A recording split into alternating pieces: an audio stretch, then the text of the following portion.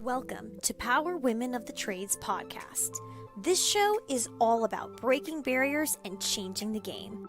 Our guests will feature some of today's most successful female entrepreneurs and other advocates of our industry as well. Because if there's one thing we know for sure, female-led entrepreneurship drives change on multiple levels. We want to empower women in the trade industry like you so you can maximize your potential, stay balanced, achieve long-term success, and claim ownership over your life.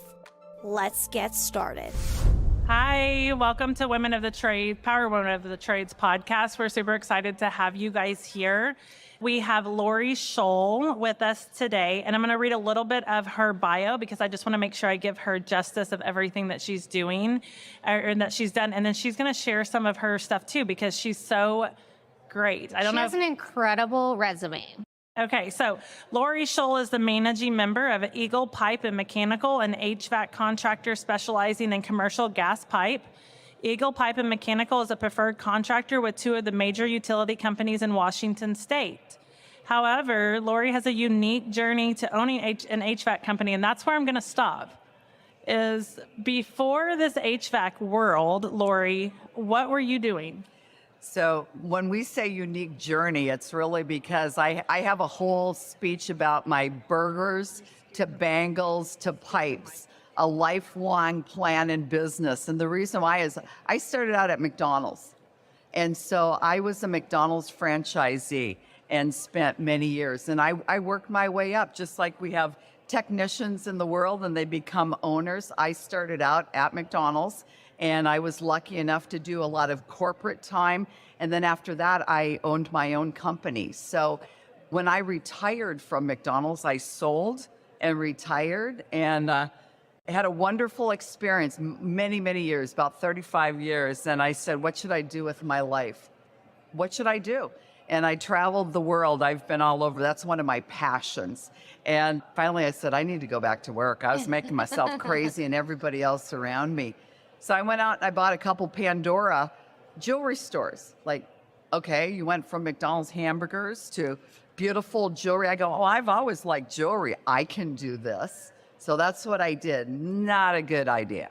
You know, it's beautiful, but not probably the best business investment decision I ever made. So I closed those down. In the meantime, I started, we call it Eagle Pipe and Mechanical, but people are like, mechanical? So we deviated Eagle Pipe Heating and Air. So our customers understand that we do a lot of HVAC. So I started that around 2015 with 2 employees.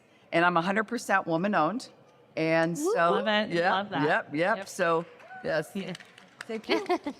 And I have people say to me all the time, oh, you can't do that. I go, what do you mean I can't do that? Well, you can't talk to a supplier that way. You can't do, I'm like, yes, I can. So I guess the lesson here, business is business is business. So whether I'm a McDonald's franchisee, I created a $10 million company that I sold. And then I went into Pandora and now I love this industry. I think that's incredibly profound. And I think something that everyone should really digest and understand. You are a businesswoman. Mm-hmm. It doesn't matter what business you do, you're a businesswoman. And most often, as entrepreneurs or owners in our own businesses, we screw that up because we try to HVAC or plumbing the business too hard.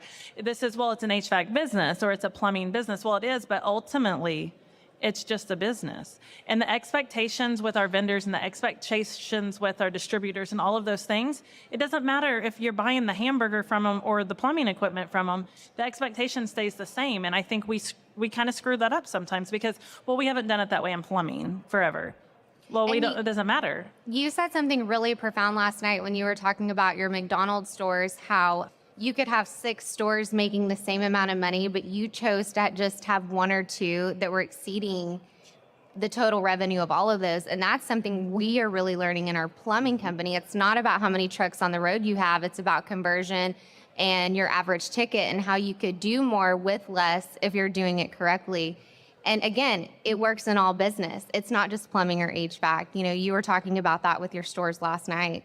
Yeah, that, and also, ladies, you can understand jewelry. So when you go buy a Pandora jewelry bracelet, they're like, oh, would you like to look at the gold? No. Would you like to look at the two-tone? Would you like to look at, let me add a safety chain. Let me add some clips. Anybody that buys Pandora, they understand this. So all you're doing is increasing your average check. So what do our service techs go out there?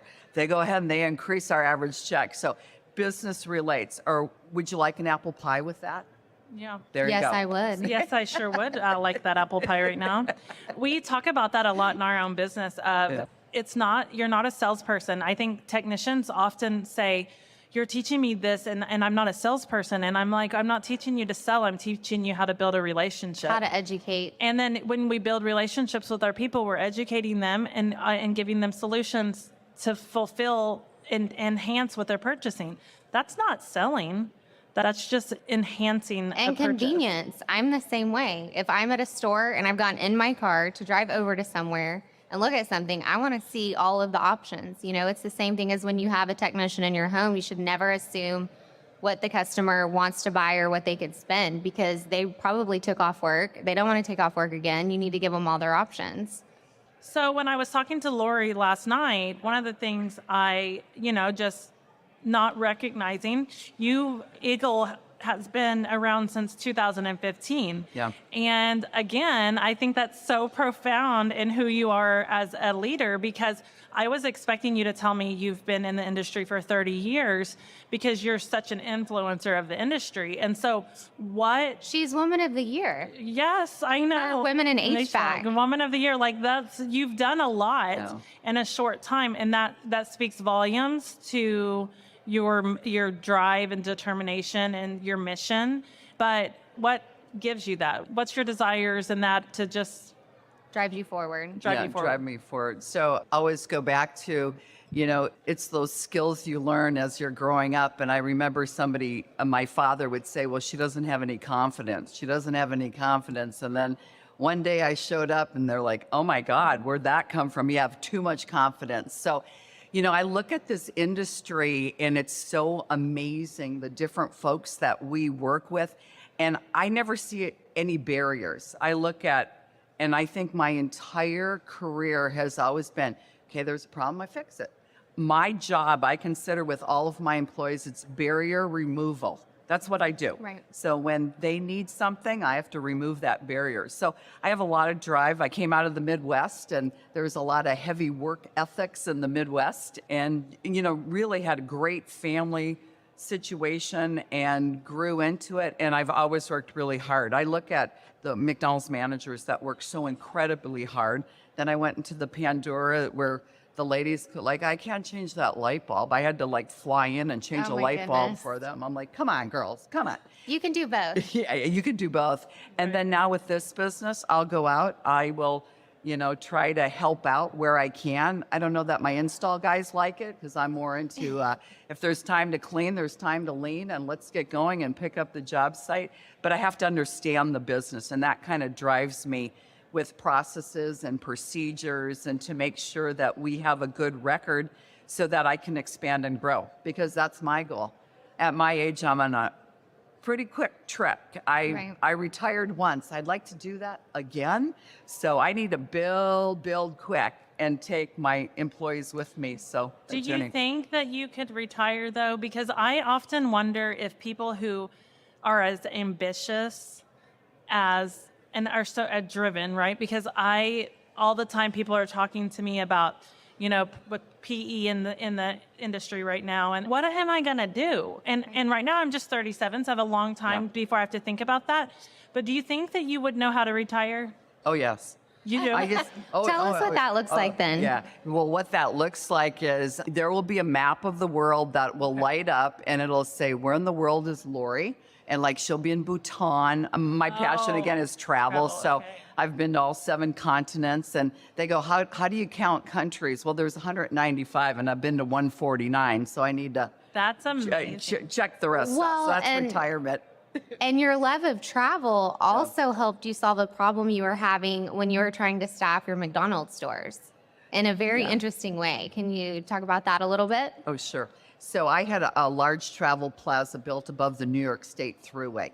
And I would have to add about 200 employees for a 4-month window So how do you go out and get 400 employees, with everything that is needed, train them and get up to speed. And then at the end of it, after Labor Day, it's like, what do I do? So I worked a lot with international staffing, and I worked with different companies. We traveled all over the world, and we were able to interview and hire college students that would come over on a J1 visa, and it was fascinating.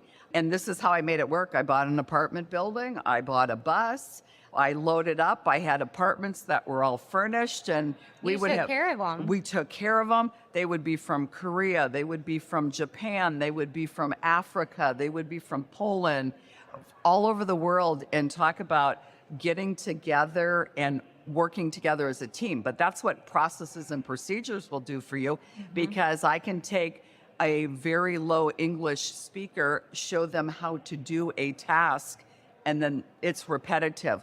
And the other thing we did also with that was we would do managers programs. So we would do a managers program, on like a 2 years. So it was really, you found you had a need, and that's how we filled it. It was awesome, because they hit my busy time and then they went back.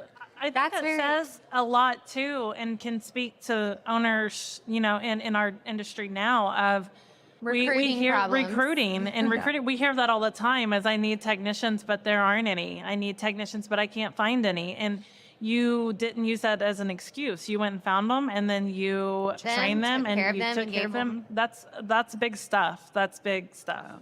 That's fun. Well, and what's so interesting about that story is it's so outside of the box. I mean, we're like everyone else. We struggle with recruiting. I'm going to say it. Plumbers are drama a little bit. And I can say that because I'm married to one. But you're definitely trying to shift a whole mindset that has been around for a long time. And so you have to be really creative in recruiting. And the next generation's motivation is not the same as yours. So are you finding anything specific in your own business now with recruiting in the trades, in a certain benefit package, or just something that's worked for you that maybe nobody else is thinking of? I don't know that nobody else is thinking of it, but I do know that money is not always the driving force. So we can do spiffs, we can do bonuses, we can do that. You know what works? If you can give them a 4-day work week, and we do a Friday pickup day, and if we are not having to work them, we don't. And I can't tell you that this group that I have, they would much rather have that time off. And it's not the overtime. It's, back in my day, it was like, I don't care if you... More money. And now it's paid time off. Right. I'd work 9 days a week if I could. In fact, my situation now, I'd be like, okay, it's Christmas. If they call, I want to go. But that's me. My team, they want the time off. And so we do activities and things like that. But that's the key, being flexible and give them what they want. And ask them what they want. Yes. I think something really interesting we did recently is we were, Google reviews and service agreements. And, okay, guys, tell us what's important to you. And they set a quota. If they sold so many of these things in a certain amount of time, they'd get a paid day off. And we listen to that, and it's a huge motivating factor, because what they value is just different, and it's being open to listening to someone who has a different motivation than you might. So previous to this, I worked in the retail industry, and that was what I was trained was money, money, money, money, money. That's all they want is money. And you have to recognize, and especially with this new generation, I don't know what this generation's called. I don't even know what my generation is called. I know what my generation is. What is the called. generation? I don't know. I didn't know we were going to be talking about our ages. Yeah, up here, Gen Z. so- I have kids that are Gen Z, and they're just not, the motivation's not the same. And I used to be like, why have I failed you? Why don't you want to work as hard as do this? But they don't care. It's not that they're willing to work, but they really appreciate their time. And maybe they're right, because they value their time more than money. Yeah. I mean, and they are about it. right. We had just that's how I advanced I worked for Best Buy. That's how I advanced, is I worked like a dog. I was telling someone the other day, I was like, I worked like a dog for $7.50 an hour. And I would be like, oh, I'll take more. And I was getting paid $10 for overtime, like we're right under 11. And I thought I was going to be, now obviously times have changed. And back then I still couldn't live on my own for that much money. But I was like, I had the drive, I had to go do that. And everyone around me was the same. And that's just not how this generation works. But I think that this generation will work hard. You just have to understand that they're different and meet them where they're at and figure out how. Because I think we've seen a lot of that, oh, this generation just doesn't want to work hard, or this generation, no, they just value things differently than we do, and they're probably a lot smarter than us. I want to switch gears because I feel like what we haven't touched on yet is Lori is a founding advisor for WIP, which is Women in Plumbing and Pipe, or is it Pipe and Plumbing, which we're a founding sponsor, and also Woman of the Year for Women in HVAC. And I'd love for you to talk about those two organizations, what they're doing to promote women, females in the trade. And let's just talk about that for a little bit. So WIP is new. We started in November. And so I'm on the advisory board, but Susan Frew and some of the other, and I think you had Lynn on here yesterday. They're the women that are really driving this. And so Angie Snow and myself, and we're there. The connection with that is because of having women in HVACR. So you have a 21-year organization that will try to help bring along another organization. So as vice president of Women in HVACR this year, not only are we having that talent pool and working and training and educating and developing women, we're going to try to take those resources and move together with WIP. And so there's so many groups out there, Lady Titans, WIP, Women in HVACR, and through Service Nation Alliance, I moderate a group. It's called AB80, and there's about 125 ladies, and we're the largest advisory board group with Service Nation Alliance, and we have some power there. But that group is exclusive to Service Nation Alliance. But the thing is, it's open to any woman that works in that contractor's office or business. Oh, I love that. And what I All love, segments. I love is because they're the ones that are really running those businesses. They That's are right. really, yeah. So it's a cool. So all these organizations are phenomenal. We just took about an hour ago a group of high school students through this exhibit, and we had 5 young ladies that they're going to graduate from HVAC school, and we're like, here's our future. Yesterday we took through a group of engineers, and those ladies, they were stumping some of the engineers in these booths because they were asking questions. So That's awesome. yeah. That's how we grow in this industry, and we You bet. change is with this next generation. And if you're not willing to change, you're just really you're staying behind. If you're not changing, you're dying. Yep. That sounded That's harsh. very but that's direct. The truth. I was You like, have to, especially in our industry. Think how much it's changed just in the past 2 years since COVID. So, as being the owner of Eagle, we've talked about McDonald's, we've talked about Pandora, and then Eagle. What do you think has been the most challenging part of that as a woman for you since owning, and the differences between the others? or has there been a difference? Or has there been anything? Yeah. I like to treat it as a challenge. And when I'm asked to look at a challenge, you have to overcome. You say, hold because- my beer. Yeah. No, or probably mine would be like my liter of wine or something. Right. That would be, Leader. yeah. Leader. I'd be like, Love it. yeah. Oh no, not a glass, not a bottle. liter, Yeah. please. So when I first came into this industry, I think it was like I said, like I'm like a little minnow in a big pond, and I talked to a gentleman on the floor today, and I said, "Oh, you're with Clark Construction." I want to say, "Yeah, you guys are the big boys." So I always feel like I'm just this little person making my way. But I'll tell you how we overcome it. So I worked with one of the suppliers out of Seattle, and we did supplier reviews. Sat down with all my suppliers. This was COVID, so it was Zoom.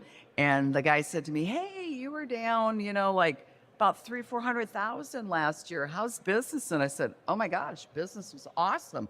I said, "We're up 54%. He's like, "Well," and I said, "Well, why do you think that is?" And I said, "I'll tell you why." I said, "Because you don't give me the time of day. And when the rest of those big old 50 fleets roll up and you're so busy scrambling," I said, "you can't even get my parts to me." And so, oh boy, It's hard to argue with data. Yeah. And so instantly it's like, what kind of training? And we're here and, you know, and they were all over it. So I like to go, and I tend to be a little direct. Yeah. And I just have a conversation with them and say, hey, you know, you can either go aboard this train that's rocking and rolling and we're growing and moving, or you can be on the sidelines watching it. And when I pay you millions of dollars, my millions might be little compared to some of the other companies, but they're still millions of dollars. So. But exactly, the customer service that I expect should be the same as what they get. And we had an issue in our own area with one of our distributors, and it was to the point that we and Oscar got in our truck, and I called it a sneak attack. So we went for the pickup, and we backed up to the door, and me and Oscar got out. And those guys were flipping backwards because they didn't know, but that's not how they treated my team. Yeah. And they put us on a back burner, and they didn't take care of us. And so whenever that same question came up of why, you know, we're down like $300,000 of what you purchased from us last year. Are you guys doing okay? Yeah, boy. We're buying it somewhere We're doing else. better. We're buying it somewhere else. And I got an email once, and I think that's one of the things that powers me to keep changing and helping women. I got an email forwarded to me once from a distributor that mentioned me as a bad B word, and she's going to come and you're going to have to deal with her. And they just forwarded the wrong email to the wrong bad B word, you know? Oops. And oops. But those are real things that we as women have to deal with in this industry sometimes. And I'm like, am I that threatening to you? Because I can't install that capacitor, but I can buy the damn thing. Yeah. You know? So it's just wild, the things that we've all had to overcome. I remember when we were first starting out as a husband and wife team, and it was Brent in a truck and it was me, right? So of course I'm on the phones, and I was looking for a marketing vendor, and I got a hold of one who was recommended, but he was working with a local competitor. And at that time, he kind of led me through this conversation at the very end, and he said, well, I just can't work with you because he's just so big and doing these great things. And I was like, and in my head, you know, I was professional. I had my Harvard voice on, and I thanked him, and I got off the call. And I remember thinking, you're going to want my business in a year.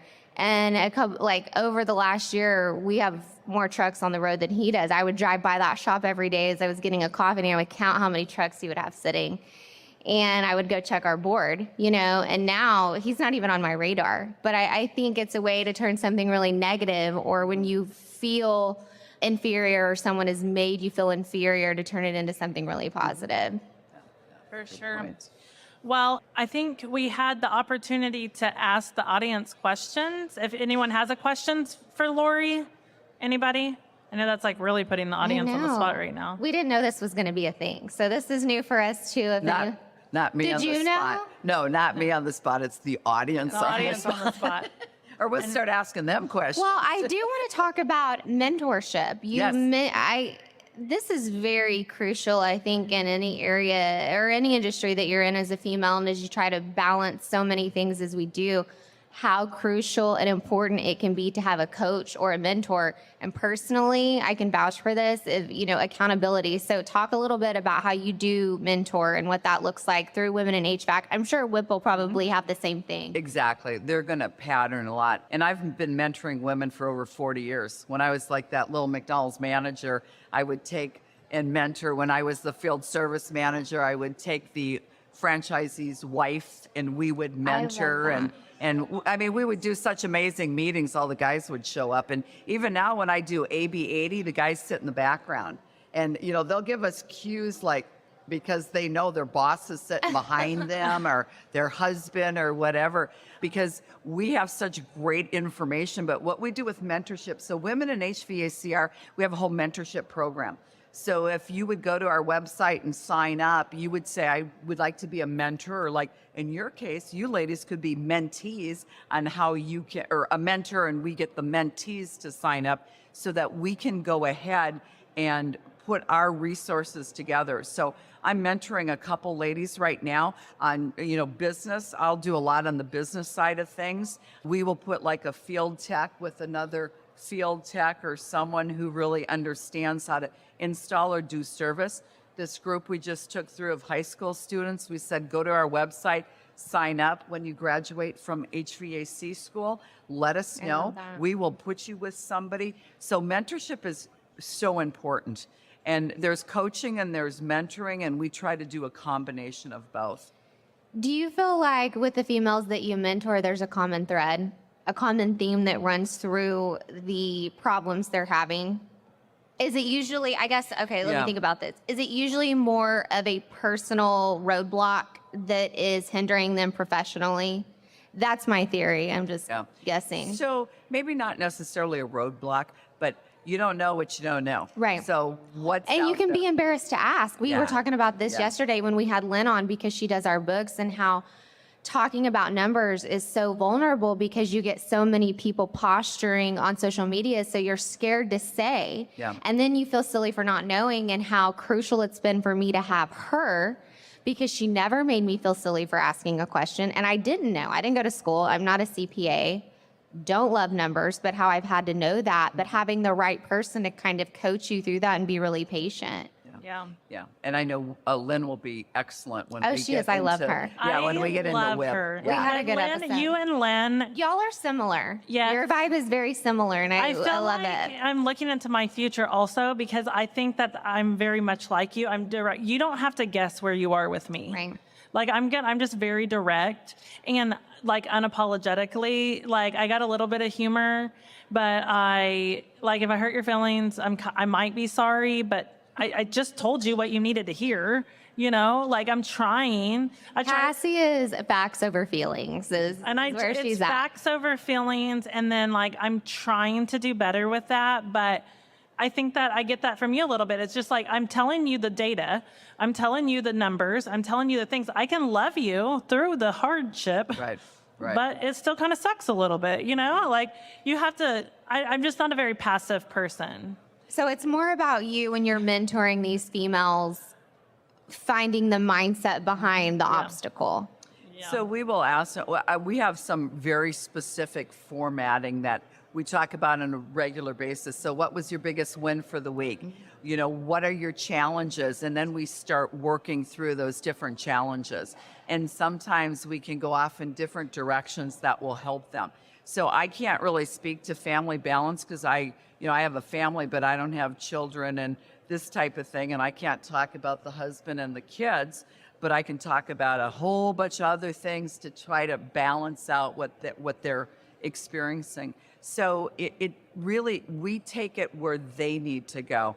And then I think you can get an overview and understand that individual to see how you can guide them and help them. It reveals itself. Yeah, it Through reveals conversation. Through mentorship, there's a level of accountability. That's your job, and accountability is hard. Yeah. You know, sometimes I don't want you to tell me that I'm the problem. Are we the problem? Are we the problem? Yeah, or and might we the sometimes it problem? is. And that's where I say I kind of can see that similarity of myself is like accountability. I don't want to hear it sometimes myself, but we all need it.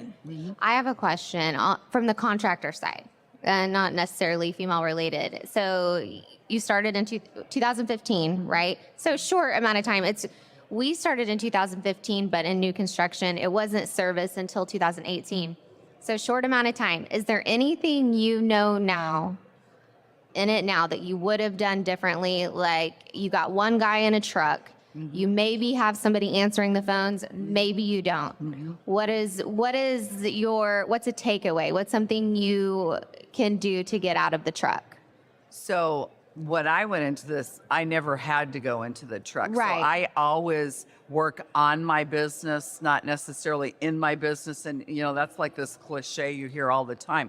So when I started, I was actually running my Pandora stores in 2 different states. I'd be like selling a bracelet and I'd get a call that like, we need a mechanical permit. I'm like, well, what's that? And I'd have to run to the back room and fire up my laptop. And I'm like, well, what do I need to do for this? And so I didn't have a very laid out business plan. I was like, well, I could do this. Business is business.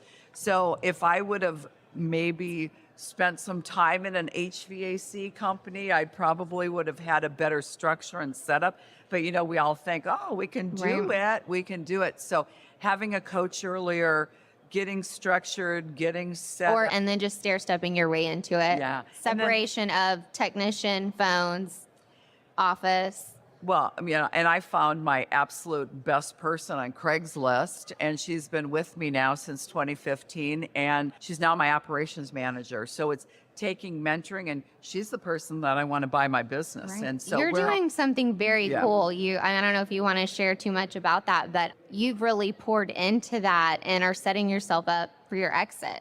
How important is your exit when you're starting? You always want to keep the exit in mind. When I went to Buffalo, I went into Buffalo knowing I was leaving Buffalo. I thought I could leave in 8 years. It took me 11.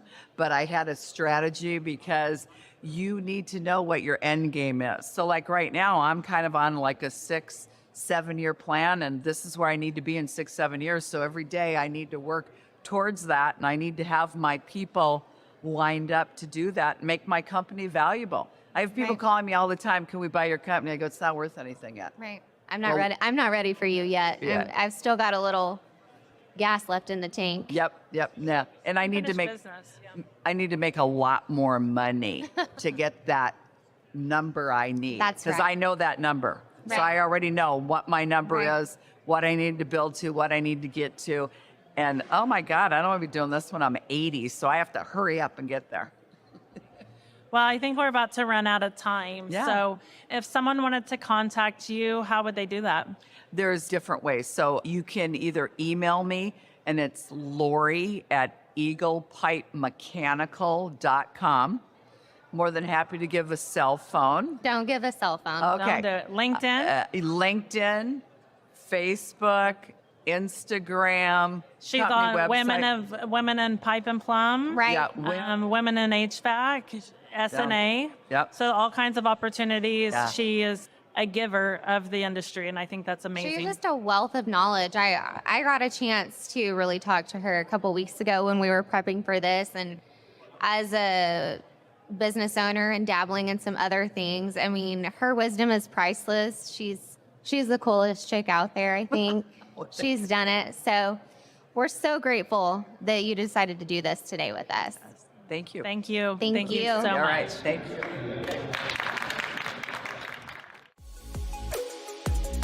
This has been Power Women of the Trades.